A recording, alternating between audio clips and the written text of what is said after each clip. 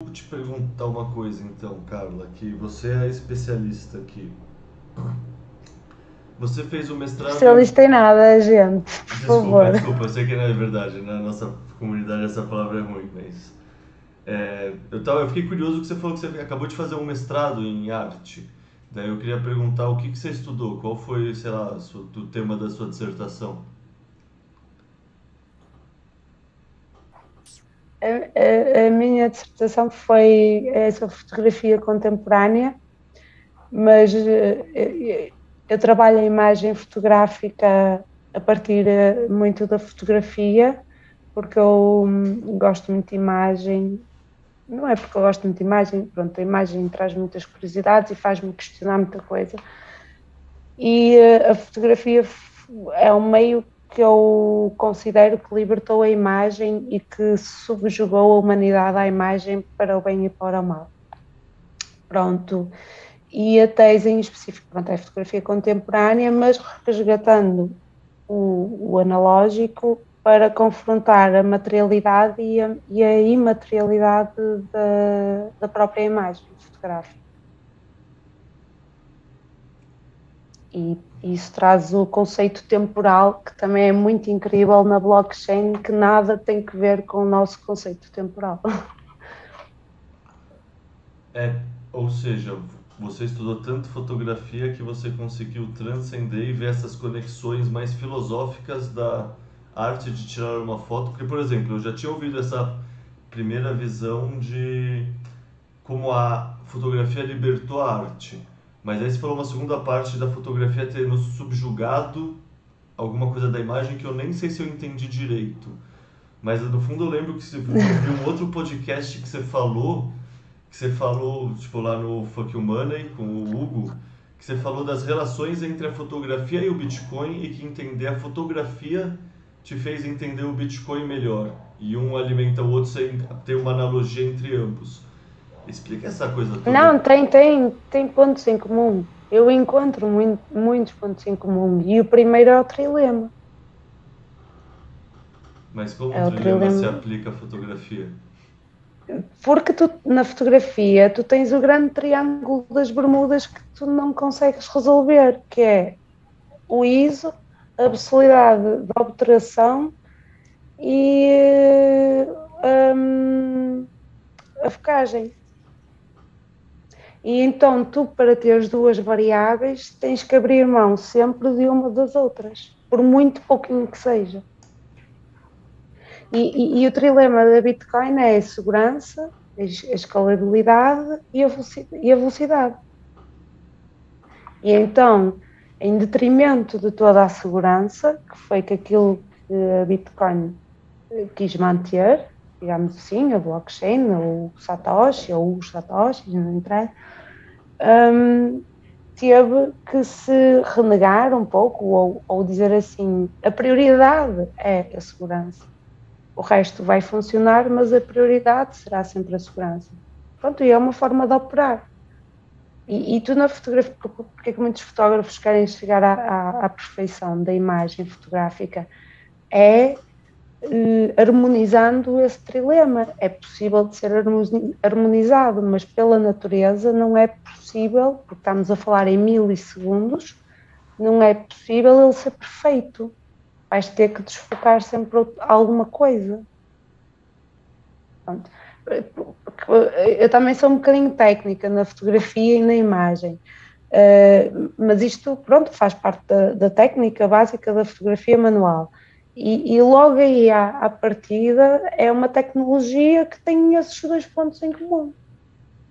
Então, se formos falar da caverna de Platão e tudo mais, que a fotografia já existe desde sempre e antes da pintura, porque é a partir das coisas binárias da natureza, que é aquilo que vocês estavam a falar há pouco, resgatando até um pouco essa ideia, portanto, há todo um gradiente de cinzentos.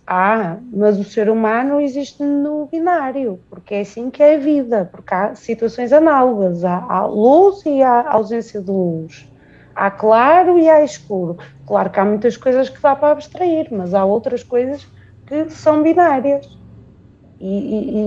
deve existir, presumo, um código que seja comum.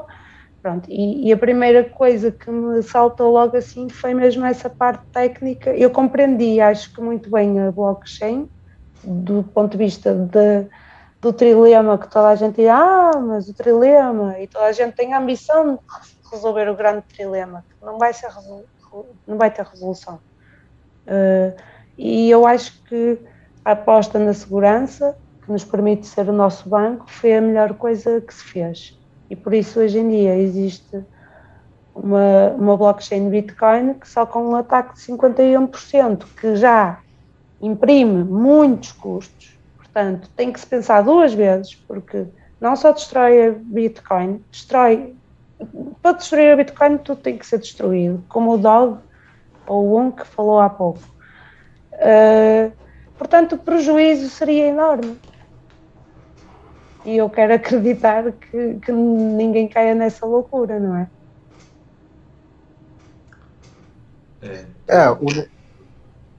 O negócio se você fosse fazer um ataque assim dessa forma no Bitcoin, da mesma forma que você estava falando, qual incentivo que você vai unir toda a sua força e conseguir construir algo que destrua algo tão belo, a ponto de que quando você chegar na capacidade de destruir isso, por que você não pode dominar e subverter aquilo para você? Exatamente, a fotografia é algo que pode ser dominada, não pode ser perfeita, mas pode ser dominada, como muitas outras coisas. A blockchain também pode ser dominada. Eu lembro perfeitamente quando a professora me disse, eu detestava revelar fotografias em papel de fibra, porque estava sempre qualquer toquezinho, aquilo se descolava, a imagem muito sensível, não sei o quê. E eu, mas porquê é que temos que ser obrigados a fazer isto? Não dá o gloss coated? Para quê? Aquele de fibra, o outro é muito melhor. E uma pessoa só me dizia, um dia vais ver, se chegares lá. E houve um dia que foi no final do meu projeto, eu disse assim, agora eu entendo, o negro que eu estava à procura só consegue se conseguir neste papel. E ele disse, tu dominaste o monstro. Pronto, então, isto é um bocado como tudo, a blockchain é tentar ter um bocadinho de domínio sobre esse monstro. Mas no seu caminho para, vamos lá, sua opinião era contrária, então ela era, vamos dizer, destrutiva sobre aquela ideia. E aí te forçaram a entender, daí a dominar aquela área. No que você partiu para entender e dominar o que você antes tinha uma ideia antagônica destrutiva sobre ela, você não acha que você foi dominada no meio do caminho? Você não acha que isso não seria o caminho em que o Bitcoin faria com quem gostaria de destruí-lo, por exemplo, fazendo esse paralelo? Sem dúvida, sem dúvida, porque, por exemplo, houveram pessoas que fizeram o mesmo que eu e nunca o conseguiram fazer porque não tinham interesse. Lá está, e o professor disse, tu se tiveres que ver, vais ver o porquê do papel de fibra. Pronto. E como eu gosto de fotografia e sempre, pronto, então eu tinha muita atenção ao laboratório e tudo mais, e à disciplina, e tinha as minhas procuras. E eu cheguei a um ponto, eu li até uma obra de Fowler, que ele me indicou, que tinha a mania que tinha que ser perfeita e não podia falhar, pronto, que é deixar entrar o erro e abraçar o erro. E eu cheguei a um ponto que costumava dizer, não, o projeto vai falar comigo e ele vai me indicar para onde é que eu tenho que ir. Portanto, há uma relação de contaminação. Eu contamino o projeto, até com os meus erros, e ele contamina-me a mim com as respostas que me vai dando. E tem que haver alguma flexibilidade para que isso também aconteça. Mas quando acontece é incrível, acho que é incrível. Eu concordo plenamente com você. O que o Leta fala você vem pelo dinheiro, você acaba ficando pelo projeto, pelo ideal. Eu também fui lá para comprar, fazer, vamos enriquecer, etc. E aí você olha e você fala, tá, eu vim para dominar e para ganhar sobre isso, e agora estou dominado, estou embrenhado, estou conquistado sobre aquele negócio. Por isso que eu não acredito muito numa destruição do Bitcoin. Quem quiser ter um esforço capaz, criar um esforço suficiente para destruir um Bitcoin da vida, no meio do caminho vai ser dominado por aquele projeto, vai entender aquela beleza, e o esforço vai tornar aquela arte mais forte e mais indominável, indestrutível. Como você na sua história conta que agora com a sua contribuição na fotografia, com certeza a fotografia se tornou mais forte, com certeza a fotografia se tornou mais dispersa, mais palatável, mais abrangente através da sua linguagem. Tem aquela frase lá, não sei de quem que fala, acho que é o Thomas Stroller, que ele diz, não é ele não, acho. Mas enfim, que você não vai mudar o Bitcoin vai te mudar, né? E é basicamente isso. Eu olho para trás e vejo que tem meu eu Fiat e o meu eu Bitcoin. É impressionante isso.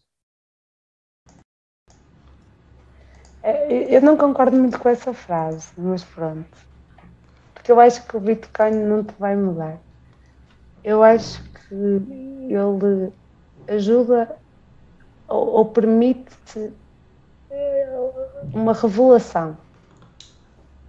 Eu entendo os dois pontos de vista, assim, porque eu diria que o seu eu Fiat é tipo a planta que não tomou sol o suficiente ou que não foi regada o suficiente. Tipo, tem a essência, mas a essência não foi potencializada. Sim.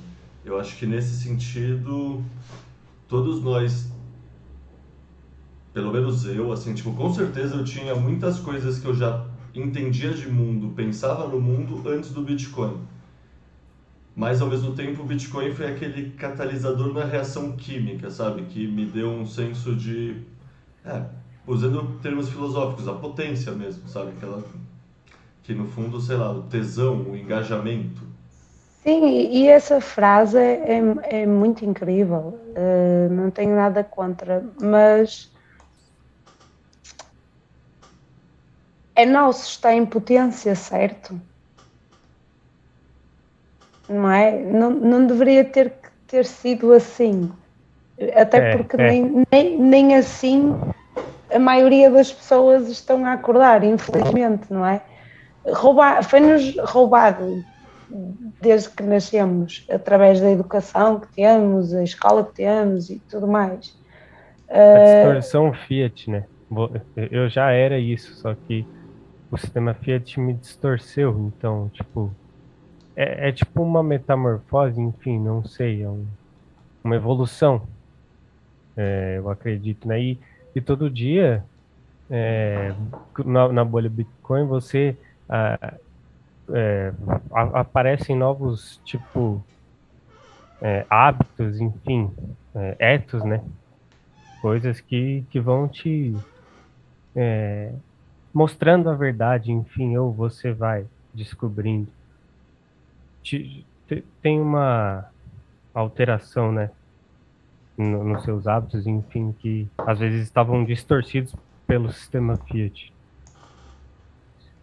Eu não diria nem que a verdade, né, te mostra a verdade, mas ele te mostra uma perspectiva mais saudável, mais produtiva de vida, em que você não está ali no mito de Sísifo, carregando todo dia pedra para cima e até ela rolar de baixo e vou para baixo, você tem que carregar ela de novo.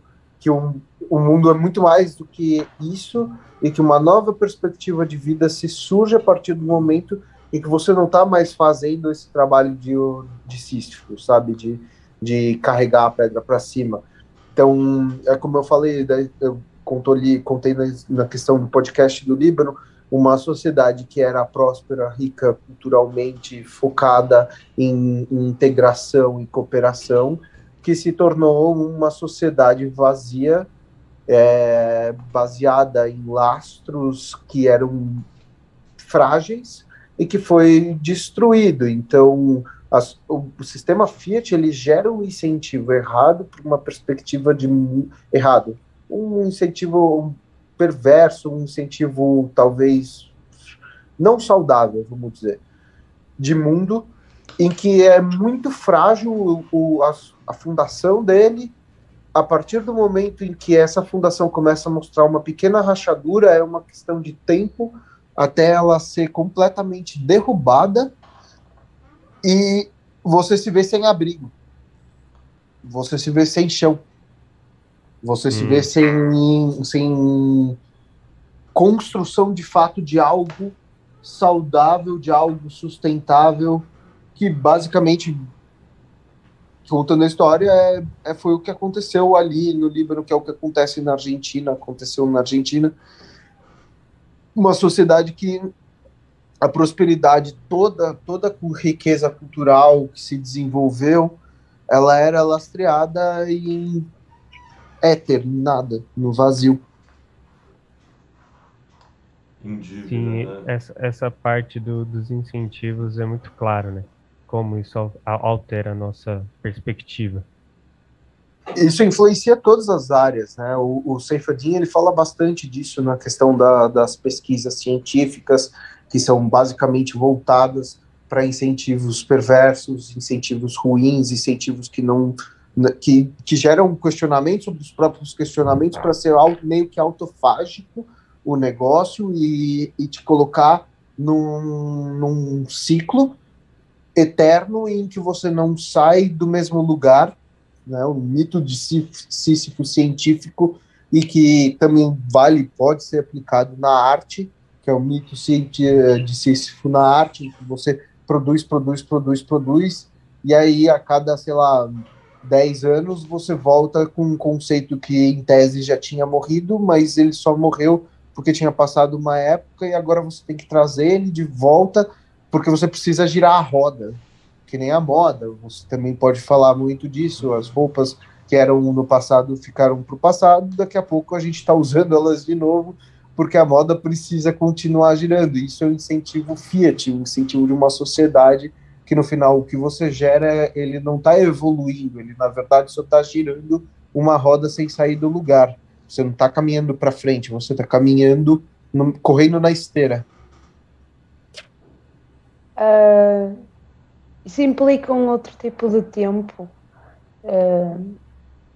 Porque estás a falar dois tipos de tempo, o tempo linear e o tempo circular. O tempo circular não precisa de ser necessariamente assim, sem evolução. Se tentarmos a Nietzsche, ele explica-nos isso. E eu, como sou mais de um tempo circular, entendo perfeitamente o que dizes, mas acho que isso é aplicável precisamente ao tempo linear e não ao cúmulo do tempo que pode ser, que poderia ser o tempo circular. Tanto que a blockchain parece-me trazer um pouco desse tempo, não sei bem ainda, mas assim, aparentemente. Mas concordo com tudo o resto.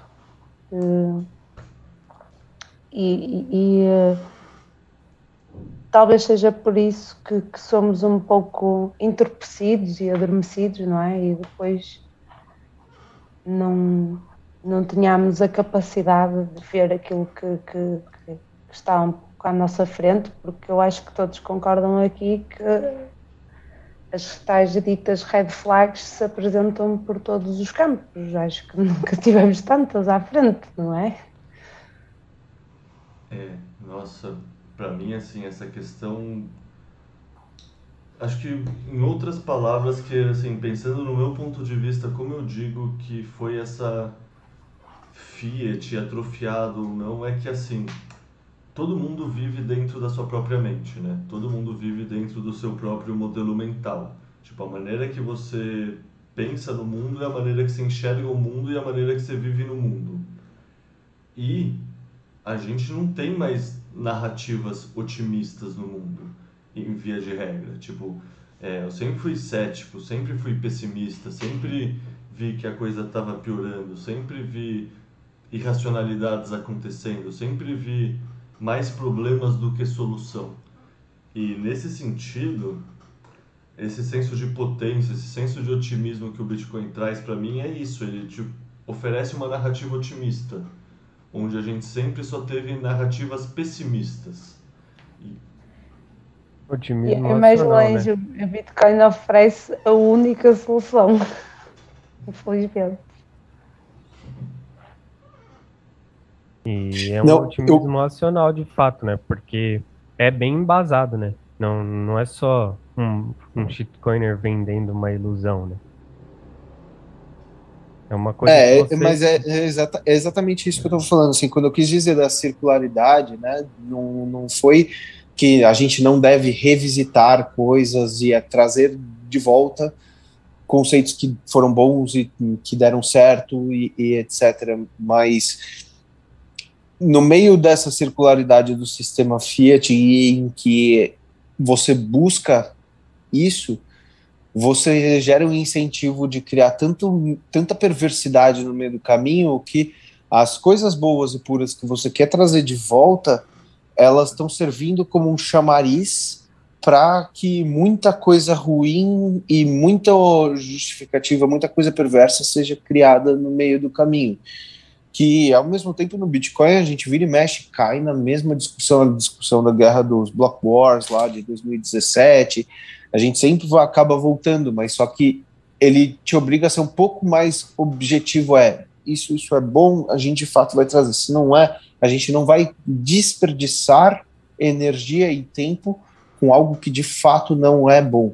O sistema Fiat, ele te induz a de fato desperdiçar energia, perder tempo com algo que de fato não é bom.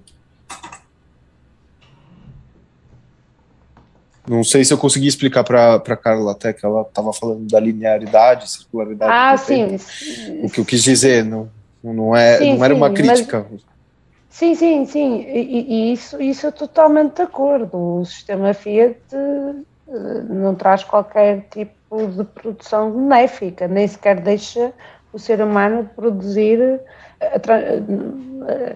O Charlie Chaplin explica bem isso na obra Tempos Modernos, não é? Para que o sistema Fiat foi feito? São as máquinas autênticas. Não, é exatamente. Tipo, por exemplo, vamos pôr na questão da alimentação das pessoas. Quantos conceitos foram derrubados, hoje estão sendo trazidos novamente?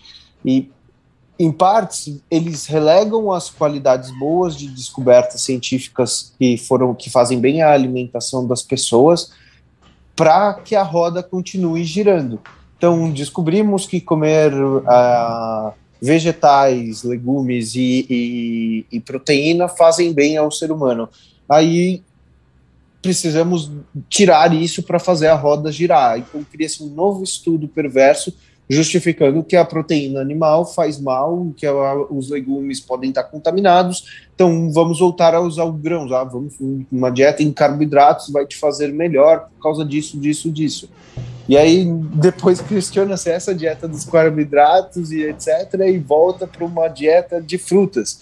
E aí depois de um tempo você questiona aquela dieta e volta para a dieta original. Quer dizer, você é obrigado a relegar algo que está dando certo, algo que faz bem, algo que de fato foi uma descoberta para que a roda continue girando, mesmo que você saiba que daqui a um certo período aquilo vai ser trazido de volta e infelizmente ou felizmente poucas pessoas vão de fato ouvir aquela descoberta novamente, né? Vão dar até a oportunidade de ouvir aquela descoberta novamente. E agora vamos para a dieta dos insetos. Eu acho que isso vai acontecer. Isso no meu ponto de vista, é inevitável. E assim, eu tenho um primo que fez intercâmbio na Tailândia em 2005. Então, desde essa época eu já ouvia falar que muita gente do mundo comia inseto.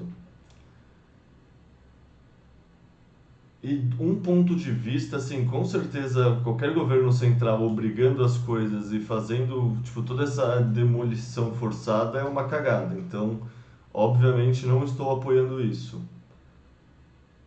Por outro lado, é que nem aquele raciocínio da Monsanto, que supostamente se você consegue fazer um arroz que tem mais proteína e você dá para pessoas que não têm acesso a outra fonte de proteína, isso faz mais bem do que mal. Então, assim, substituir uma carne melhor por uma proteína de inseto não me parece fazer sentido. Eu, particularmente, prefiro continuar comendo meu bife. Mas, como, sei lá, por exemplo, inseto para dar um suplemento proteico, se não tiver uma alternativa mais barata e mais eficiente, eu não. Só que é isso que é foda, tá ligado? Você sempre vai ter opinião ingênua e vai ser subvertido para fazer uma cagada, que nem a gente falou do Pix aqui no começo. Pode começar de uma maneira que pareça fazer sentido e aí é subvertido, então taxaram mais os produtores de carne, então agora cada vez mais pessoas precisam comer inseto. O que eu não duvido tampouco. Então é um tema que me deixa meio em conflito, assim, porque teoricamente eu não teria nada contra a história do inseto. O problema é a maneira que ela existe e que ela tende a ser implementada. Não, e daqui a pouco estão assim gerando incentivos para a produção, a criação de gafanhotos, porque o gafanhoto é o que tem mais proteína dentre todos os insetos. Dali 20 anos vão descobrir que não é uma boa ideia criar gafanhotos, né? Porque... O Egito já sabia disso. O Egito já sabia disso, mas a malta não quis aprender, pá. Então, agora não podemos mais comer os gafanhotos. Como é que vamos controlar os gafanhotos? Bom, sei lá, sapos comem gafanhotos, então vamos começar a criar sapos.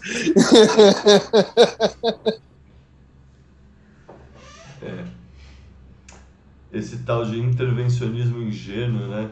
É impressionante como o ser humano sempre cai nele. Eu não sei se vocês... Alguns não vão lembrar, aqui é muito de quando eu era mais novo, dos Simpsons, que eles vão para a Austrália e o Bart ele leva um sapo que ele tinha na mala com ele. Aí na chegada falam, olha, se você está trazendo algum animal ou planta, você tem que entregar ele. Ele, para não entregar o sapinho dele, ele vai lá e ele fala, olha, meu amigo, eu vou ter que te soltar, porque senão vão te matar. E ele solta o sapo dele. E o sapo dele começa a se proliferar na Austrália e destruir a Austrália inteira. Daí eles falam, meu Deus, os sapos estão dominando, o que vamos fazer? Vamos soltar cobras. Daí eles começam a soltar cobras na Austrália inteira. A Austrália começa a ficar povoada de cobras. Aí o Homer vira e pergunta para o primeiro-ministro, como vai controlar então agora as cobras que vieram para comer os sapos que meu filho trouxe? Não, temos aqui pássaros inteiros para comer as cobras e etc. Mas, e aí, quando os pássaros dominarem, os pássaros que comem cobra dominarem, o que vão fazer? Ah, não, já estamos preparando os gorilas para isso. Cara, o pior é que isso é baseado em fatos reais, né? Tipo, não é coisa... É toda uma cadeia. Mas assim, a Austrália... A história das cobras na Índia, não foi? Na Índia, que tinha a família real indo. Eu tava pensando na própria Austrália, que eu saiba, e o sapo cururu deles, eles que trouxeram para cuidar de gafanhotos, alguma história assim, e aí o sapo simplesmente se proliferou e nenhum bicho caça o sapo porque ele é venenoso. E talvez os coelhos também não são nativos. Sei lá, a Austrália tem, assim, vários bichos que são invasores e que viraram pragas, porque o ecossistema é muito específico, então não haviam predadores naturais em vários nichos. Eu não lembro direitinho em detalhe, faz tempo que eu ouvi falar disso, mas se eu não me engano, o sapo cururu é um deles, coelho provavelmente também. Tipo, a Austrália é um grande desastre ecológico, junto com vários bichos assassinos juntos, assim. Tipo, a fauna lá é perigosa. Eu pensei mais na história da Índia, que a família real ia visitar a Índia, a família real britânica, e tinha um problema de cobras lá, ainda tem, né, um problema de cobras, e aí o governo local deu subsídios e dinheiro para quem começasse a caçar cobras. Aí o pessoal começou a caçar cobra para a vinda da família real e sempre está seguro. E aí, ao ponto que eles conseguiram exterminar um monte de cobras e começou a faltar cobras. E o pessoal ficou acostumado a ganhar dinheiro do governo caçando cobras. Ao ponto que eles começaram a criar as cobras em casa e chegar para o governo e dar a cobra. Fala, cabeça de cobra que eu matei aqui, mas, pô, como assim? Aí descobriram que estava todo mundo criando cobra em casa para poder receber esse dinheiro do governo lá para poder se sustentar. Ao ponto em que eles acabaram com o subsídio do governo para quem criar, para quem matasse cobra e trouxesse a cabeça de cobra. E aí o pessoal que criou as cobras, que criava cobras, soltou todas as cobras e voltou a ter um problema de cobras na Índia. Que não tinha mais incentivo em manter as cobras. E assim, o sistema Fiat é exatamente isso. Ele vamos gerando um subsídio aqui, é o ponto que você vê que tem alguém subvertendo aquele sistema, alguém ou alguém, e daí vamos lá, a gente cria correção, tira aquele negócio. Né, no fundo tudo são incentivos. Tipo, qualquer coisa que acontece no mundo acaba sendo uma derivada dos incentivos e como eles estavam alinhados. Essa história da cobra é maravilhosa. Ela é foda. É que nem a história do sonho de valsa. Você já ouviu a história do sonho de valsa? Que Não, nunca ouvi. Não, recentemente estava tendo uma briga para definir se sonho de valsa era um bombom ou um chocolate. Alguma coisa assim. Porque se fosse um, ia pagar um tipo de imposto, se fosse o outro, ia pagar outro tipo de imposto. E aí mudaram a embalagem do sonho de valsa para ele se adequar em uma categoria e não na outra, e portanto para pagar menos imposto. E tipo, é a mesma coisa, é o mesmo produto, é a mesma porra. A única questão é que você vai chamar de A ou de B para pagar menos ou mais imposto. É tipo sei lá, retratos do manicômio que é o Brasil, assim, tipo... Não, e a energia desperdiçada em todas essas circunstâncias, né? Ao invés do cara estar criando cobras ou caçando cobras, o que ele poderia estar fazendo mais de útil? Ao invés do cara estar com uma equipe pensando em que sistema tributário que ele iria entrar se ele colocasse uma embalagem X, uma embalagem Y, se ele tivesse aperfeiçoando o produto e vendo se o consumidor gosta de mais waffle no bombom ou de mais chocolate no bombom, sabe?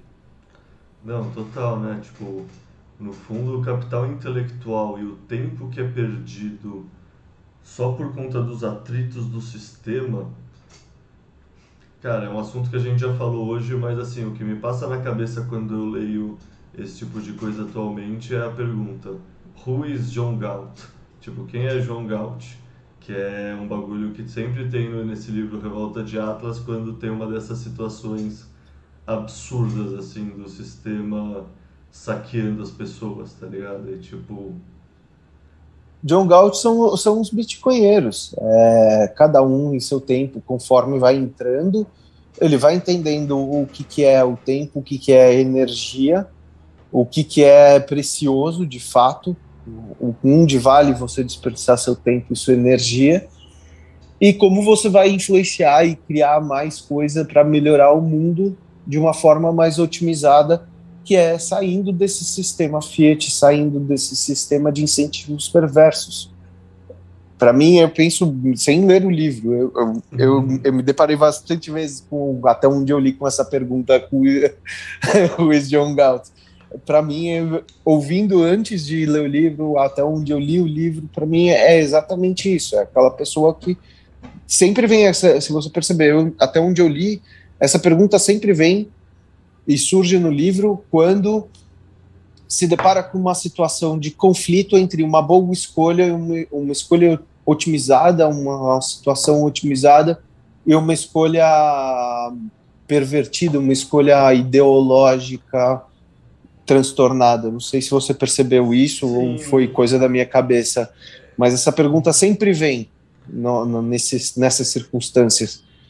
É uma situação que eles chamariam no livro de degenerada, né? Uma situação que está todo mundo lá, sabe, desconfortável, com incômodo, sabendo que tem alguma coisa errada no sistema, assim, sabe? Aquela coisa, tipo, que nem a gente fala, sei lá, Matrix, assim, quando o Morpheus está explicando pro Neo que tem alguma coisa errada, que você não sabe colocar o dedo, você não sabe apontar, mas você sabe que está lá.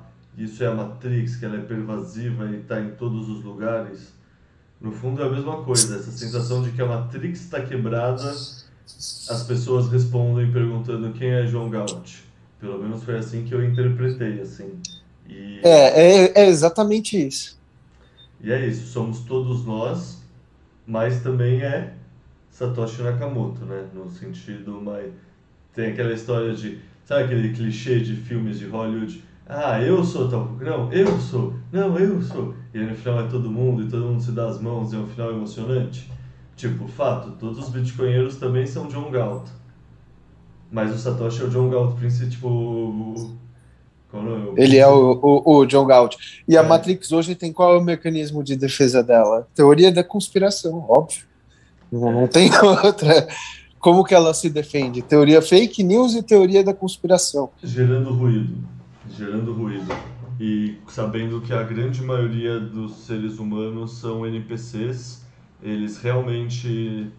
Sei lá, tem um termo na filosofia, eu acho. A Carla pode falar mais que eu, mas acho que é o zumbi filosófico, que é um negócio que tá lá, é presente, mas não reflete, não pensa. É tipo um NPC, assim, num termo mais chique. Mas a maioria das pessoas do mundo, bah, se passejam. Sei lá, talvez vocês conheçam um stand-up comedy que era americano, já é falecido, que é o George Carlin, acho que chama, George Carlin, que é assim, pensa no cidadão médio, pensa como ele é burro. Agora pensa que metade do mundo é mais burro que ele. Esse é um pensamento assustador, tá ligado? Esse é um pensamento extremamente assustador. Mas bastante correspondente à realidade, não é? Exato. E aí você, sei lá, Por isso é que ele é assustador, porque ele é perto. é fidedigno. Pior é que eu nunca tinha parado para pensar nisso, de fato. Né? Se o cidadão mediano ele tá ali, a média tem, sei lá, metade das pessoas, a outra metade, onde que ela tá? Por definição, tá ligado? É tautológico, é definição, assim, tipo. Mas É. é foda. Tipo, querendo ou não, o ser humano, assim, a gente gosta de ver ele como uma tela em branco, como um floquinho de neve especial, uma tábula rasa, cheio de potenciais, mas no fundo todos os nossos potenciais são softwares que a gente consegue instalar no computador. O computador é o hardware que limita o que o software consegue fazer ou não. E isso é, pelo menos no meu ponto de vista, tudo isso, né? É tipo a nossa realidade biológica, assim, tipo, eu não vou conseguir voar, eu não vou conseguir morar debaixo d'água, tem muitas e muitas coisas que eu não vou conseguir fazer. Então, assim, o ser humano acaba sendo meio banal e meio repetitivo porque a gente está limitado a certos padrões. Talvez isso até dialogue com o que a Carla estava falando do tempo circular, que a gente sempre, os padrões se repetem em ciclos e o fato de uma coisa acontecer gera essa contra-resposta que vai gerar uma nova contra-resposta que vai ser parecida com o início da resposta, assim, e tipo, a gente vai evoluindo nesses padrões mais ou menos constantes. Tipo, não sei se vocês conhecem Asimov, eu sou apaixonado por Asimov, e o Asimov pensa assim, ele pensa que você nunca vai conseguir interpretar o pensamento, as ações de um indivíduo, mas que você pensando em teoria dos gases, você também não pensa em uma molécula, você pensa no somatório das moléculas. E ele acredita que o somatório das moléculas da humanidade você sim conseguiria modelar e compreender mais ou menos direcionalmente o que vai acontecer. Isso é um livro de ficção científica dos anos 50, né? Então é claramente uma abstração que ele chama de psicohistória. Faz muito Mas, sentido. mas, mas tem já anteriores a ele, como o Howard Philip Lovecraft e o Alan Poe, que já descrevem isso. Bem anteriores, a ficção científica da pesada. E é um bocado, bem, do meu ponto de vista, é um pouco por aí, é um pouco por essa ideia de tempo circular, a gente perde-se completamente. Mas concordo que nós temos um corpo que tem limites e o nosso a nossa ferramenta para nos locomovermos neste mundo tem as suas limitações. E como é óbvio, não conseguimos chegar lá, não é? Ou chegar para além de... Por isso é que eu acredito que existam outras possibilidades, não é? De upgrades, digamos assim.